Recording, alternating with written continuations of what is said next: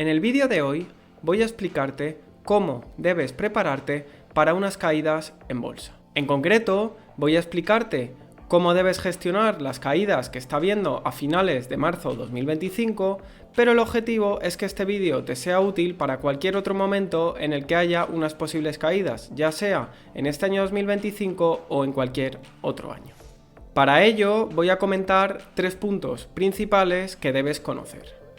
El primero de ellos es cómo detectar una posible crisis, el segundo, cómo prepararte para una situación así, y el tercero, cómo distribuir tu cartera de manera adecuada. Empezando por el primer punto, existen distintas razones por las que podríamos considerar que estamos empezando a ver una crisis.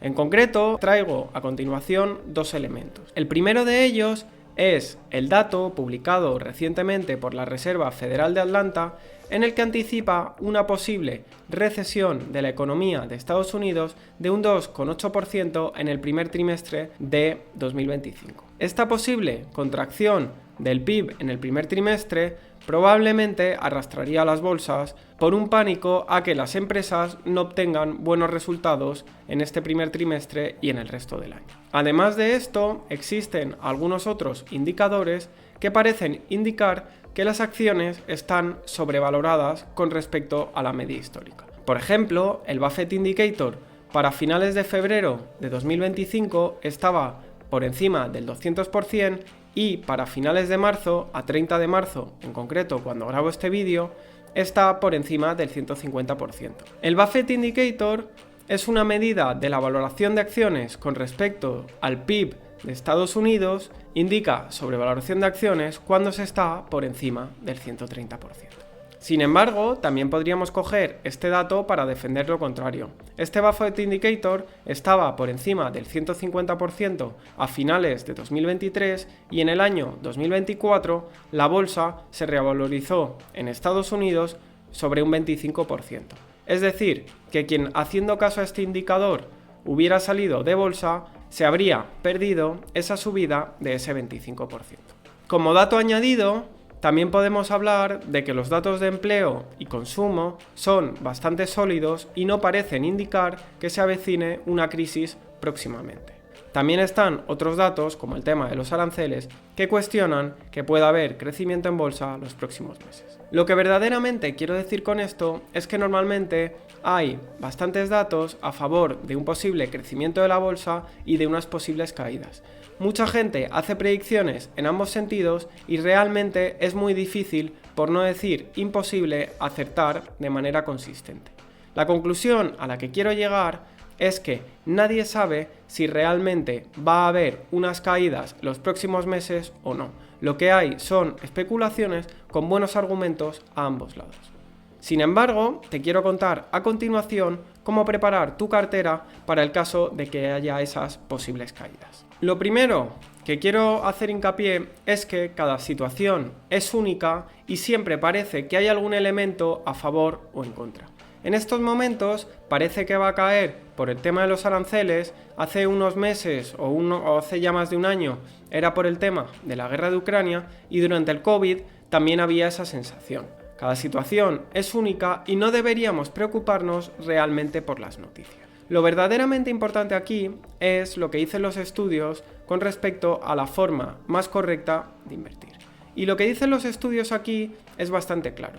El inversor que trata de anticipar los movimientos del mercado, entrando y saliendo para poder obtener ese extra de rentabilidad frente al inversor que está siempre invertido, obtiene en promedio entre un -1% y un -5% anual de rendimiento.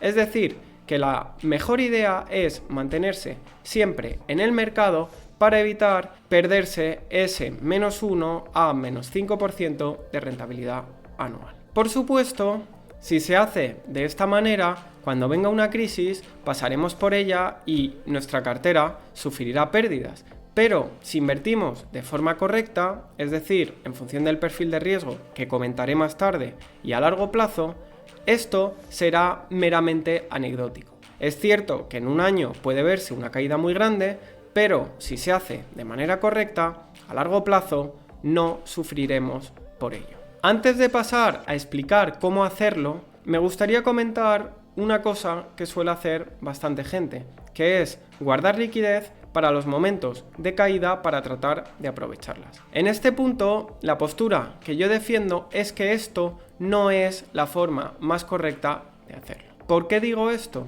Porque muchas veces, tratando de esperar esas posibles caídas, obtenemos menos rendimiento que si hubiéramos invertido ese dinero cuando lo teníamos disponible. Por ejemplo, la gente que haya esperado a invertir ahora en marzo con las caídas que ha habido superiores al 10%, si hubiera invertido en septiembre del año pasado, habría invertido a un valor más bajo que ahora. Es decir, que todo el dinero que se haya guardado anterior a septiembre del año pasado se ha invertido a un precio más caro. Este mismo ejemplo valdría para la gente que se salió en el momento del COVID y no ha podido volver a entrar a un valor más bajo que el que hizo en ese momento. Por ello, yo desaconsejo plenamente guardar liquidez para invertir en momentos de caída. Creo que es más correcto invertir, como te voy a contar a continuación. Cuando hablamos de cómo distribuir la cartera, me gusta referirme a los siguientes elementos: objetivos de inversión, perfil de riesgo, horizonte temporal y preferencias. Estos elementos hay que individualizarlos por personas, pues una cartera que puede ser válida para mí puede no ser válida para otra persona, porque tanto sus objetivos como su horizonte temporal o tolerancia al riesgo pueden ser muy diferentes. Tratando estos elementos de manera individual, por ejemplo, cuando hablamos de objetivos de inversión, no es lo mismo invertir con el objetivo de preservar el capital que con el objetivo de aumentarlo lo máximo posible. No es lo mismo tener una tolerancia al riesgo en el que podemos ver que nuestra cartera caiga un 20% que si solo podemos ver que nuestra cartera caiga un 5%. Tampoco es lo mismo invertir a 5, 10 o 20 años. En función de cómo combinemos todas estas piezas, podremos invertir de una manera o de otra. Siendo concretos, y dado que el vídeo va de cómo prepararse para una posible crisis, aquí lo más importante es preparar la cartera por perfil de riesgo y nunca por momento de mercado. Ya he dicho que no importa si ahora mismo hay argumentos a favor o en contra de lo que va a hacer el mercado, pues realmente no sabemos qué va a pasar. Sin embargo, lo que sí que podemos controlar es el perfil de riesgo, es decir, cuánto riesgo podemos asumir con nuestra cartera y qué es lo peor que puede pasar en un escenario malo para nosotros. Por perfil de riesgo nos referimos a qué caída creemos que podemos soportar. Si determináramos que nuestra cartera no debería caer más de un 20%, tenemos que asegurar que los componentes de nuestra cartera no nos hagan caer, sea cual sea el escenario, más de un 20%. Si cogemos el componente de las acciones, estas pueden caer un 50 o un 60% en cualquier momento. Si estamos con el ejemplo de que solo queremos que nuestra cartera caiga un 20%, no deberíamos tener más de un 40% del total de la cartera en acciones, suponiendo que el otro 60% de la cartera fuera estable. Por ello, si tuviéramos un 40% de renta variable y hubiera una caída de un 50%, significaría que nuestra cartera en total cae un 20%. De ahí que por perfil de riesgo no podamos tener más de un 40% de renta variable. La forma de prepararse frente a una posible crisis bursátil es no asumir más riesgo del que se está dispuesto a soportar cuando venga una caída. Este consejo es válido tanto para esta posible caída que no sabemos hasta dónde puede llegar, como para cualquier otra que venga en el futuro. Aquí lo que debemos de entender es que el riesgo asumido va ligado a la rentabilidad potencial. Si no queremos que nuestra cartera caiga más de un 10%, tendremos que incluir aún menos renta variable, pero esto también nos limitará en momentos de ganancias. Y, como hemos dicho antes, no es posible anticipar cuándo van a producirse esas ganancias o cuándo van a darse pérdidas. Como comentaba, a finales de 2023 todo parecía apuntar que iba a haber una corrección del mercado y hubo una ganancia del 25%. Además, hay algo que hay que tener en cuenta. Si invertimos a largo plazo, pasaremos por momentos de grandes caídas y por momentos de grandes subidas.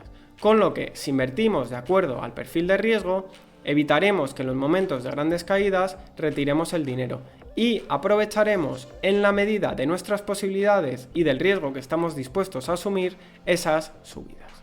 En conclusión, una cartera adecuada al perfil de riesgo es lo que nos hace prepararnos para caídas del mercado y para aprovechar momentos de subida.